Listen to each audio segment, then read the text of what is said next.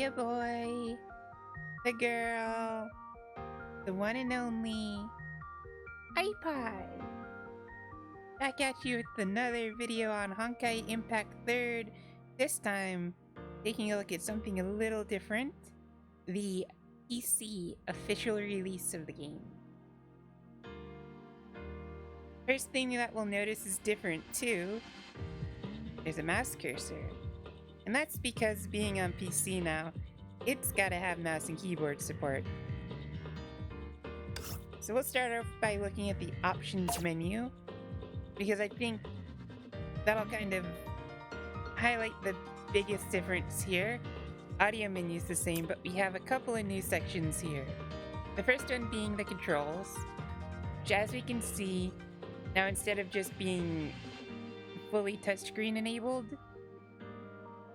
we have options for keyboard commands and controller commands to do most of the actions and things that you would need to do in the game. I'm going to spend this little quickie here mostly doing with keyboard, or with controller, not keyboard.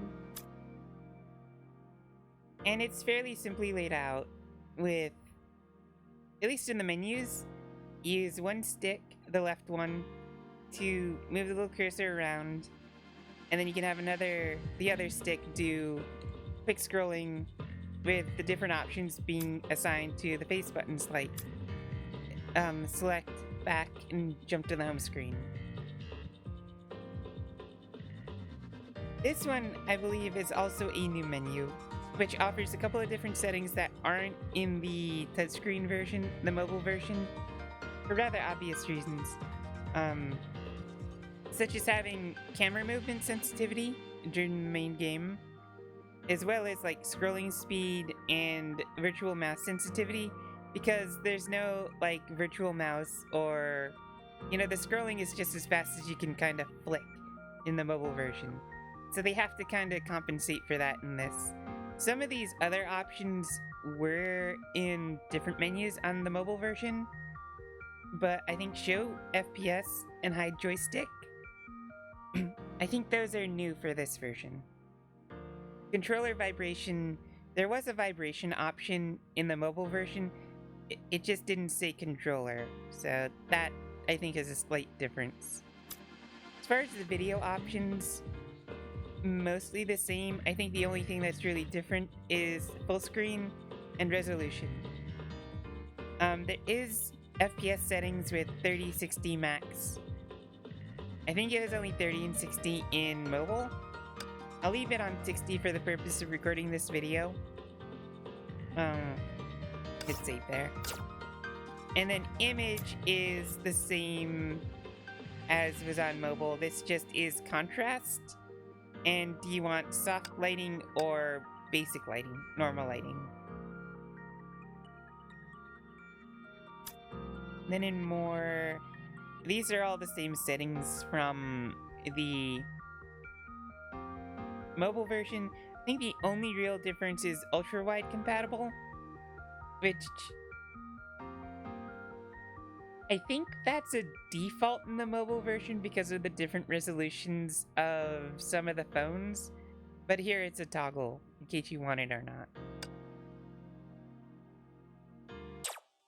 Okay, so now we're gonna move on to some of the core gameplay, seeing that in motion and how that handles.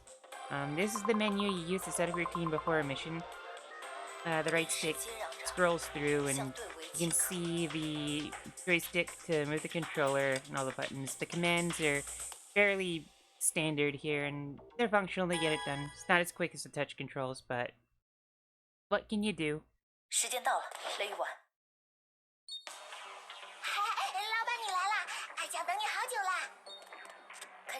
And here we are in the core gameplay. There is the FPS counter in the corner, which I will, through the magic of editing, I will attempt to make it larger and more visible on the screen so you can see kind of where it dips in the frame rate when it's stable. As far as the controls go, everything's pretty standard action game fare here. move around with the left stick. See, moving around. Right stick controls the camera. If you take notice there's a little bit of hitching. That is one thing I've noticed in this version a little more than on the mobile version. When it's loading something, there might be a small dip in frame rate. Like we saw there when it was loading up the next, like, breadcrumb trail. Or sometimes when it's loading the start of some of these little encounters here. Aside from that, on the whole, I think the performance has been pretty good for the PC version. It's stable. Like, if you can see in the FPS scanner, it's hovering. It's not solid, it is 60, but it's hovering around there. I've rarely seen it dip below 30.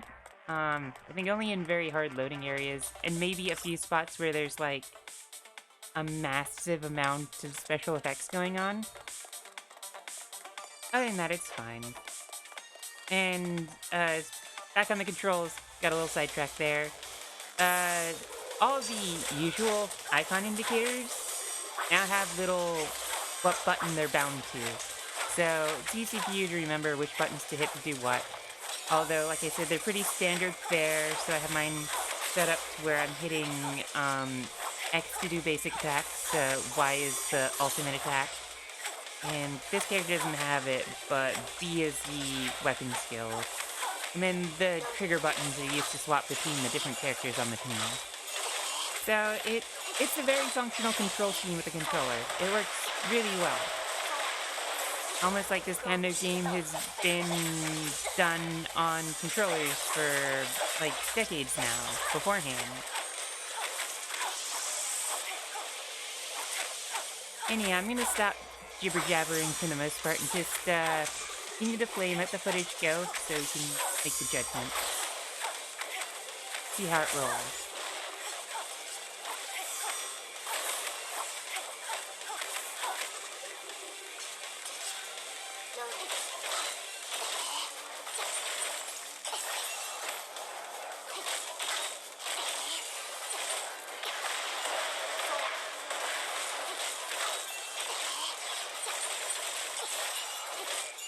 One of the reasons I chose this area in particular to do this kind of demonstration and test is because this is one of the more larger areas in the game. It's what they call the open world space. Not really open world, it's sandboxy for sure. But that does show how kind of like the high-end load for the frame rate and performance is. And at least so far, it's been running pretty well. I mean, it's been, like I said earlier, hovering at 60. Dipping, I think the lowest I saw was 47, minus that one time it hitched, like, very noticeably. That's one thing that's a little annoying with hopping between the different, I'm not even gonna say versions, just when you reinstall the game, you have to sit through the tutorials again in some segments for some reason. Oh, here's a spot where it dipped. I think I saw 21 at the lowest, and that was when the explosions were happening right in my face. But it's holding up performance-wise pretty well. So, definitely not disappointed with that. Especially in one of the more high-intensity areas like this.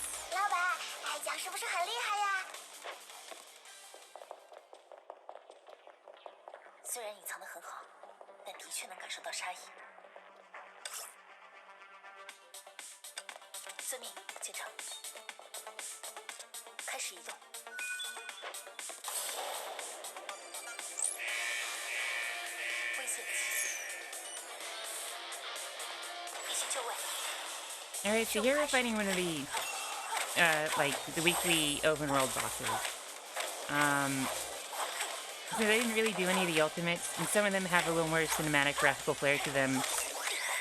I'm gonna try and pop off, at least one of them. That's, Hua Phoenix's. You see the frame rate dipped a little bit afterwards because of all the swords left behind. But when I say dipped, it was still above 30, so I'm not at all worried. There's no frame rate there.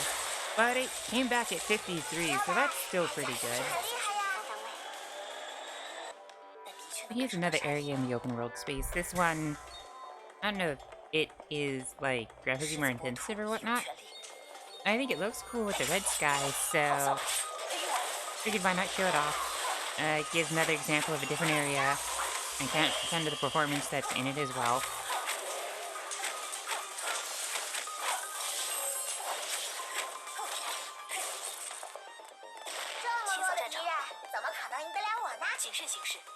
Also because there's still, like, a mission to do on this side.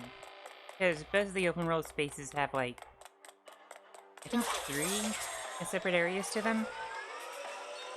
The other area, I think, was the bigger of the two in this open world space. So, I think that frame rates should be, on average, higher here.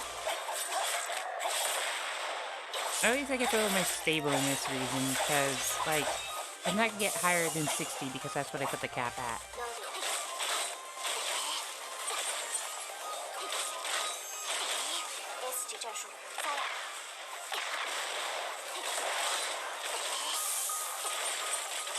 Although the thing about this area, though, is it's got a lot of turrets in the background that really you're supposed to disable them before you take on the fights, because they will shoot at you during the fight, but I'm always too lazy to, so I just let them continue to shoot at me. Not to mention it's better for proccing, like, evasion skills. Yes, Captain.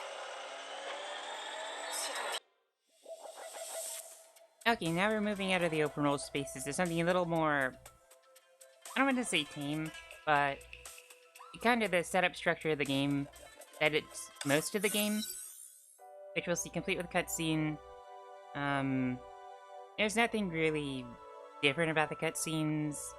You can hit the OK button to move forward, like we're seeing here. And if I wanted to, I have the skip bound to the B button. But still, if I want to just hit skip normally, I could. And hide is also, I think, the Y button. I'm not gonna hit it now to see, but I mean, the one side benefit of having another computer like this is it's gonna be much easier to kind of capture the nice 2D artwork they use for some of these cutscenes, which is nice. On the loading screen here, like, I've noticed the load times are, I mean, mileage may vary, but at least from my personal experience, the load times have been on par with the mobile version, which is good.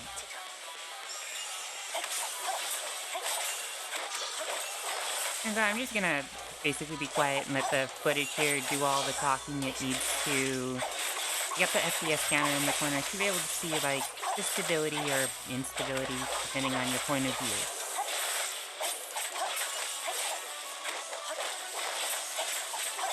Also, this jam. This is a jam right here.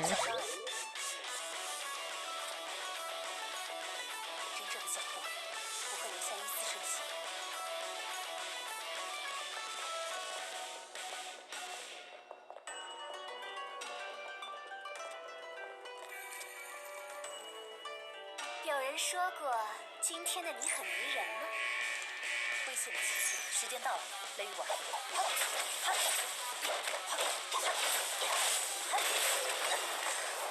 可恶！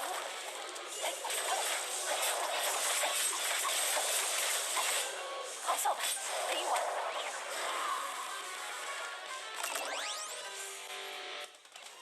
信不辱命，见长。 That does it for that mission. So it's not a main story mission, it's part of a limited time event going on right now, and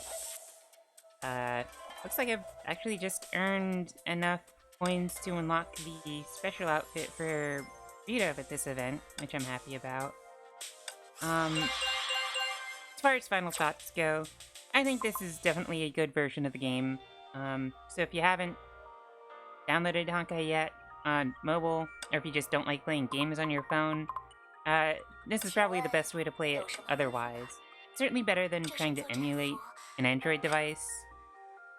running better than any Android emulators I've used. And, you know, I don't want to say it's the best way to play it, because mileage may vary, but it's up there. So with that, I bid adieu. Don't forget to like, follow, and subscribe. Also, we've got a Patreon now. All links will be in the description. And I hope you all have a good rest of the day. And if you haven't given Honkai a try yet, I recommend going and, picking it up. It's pretty good.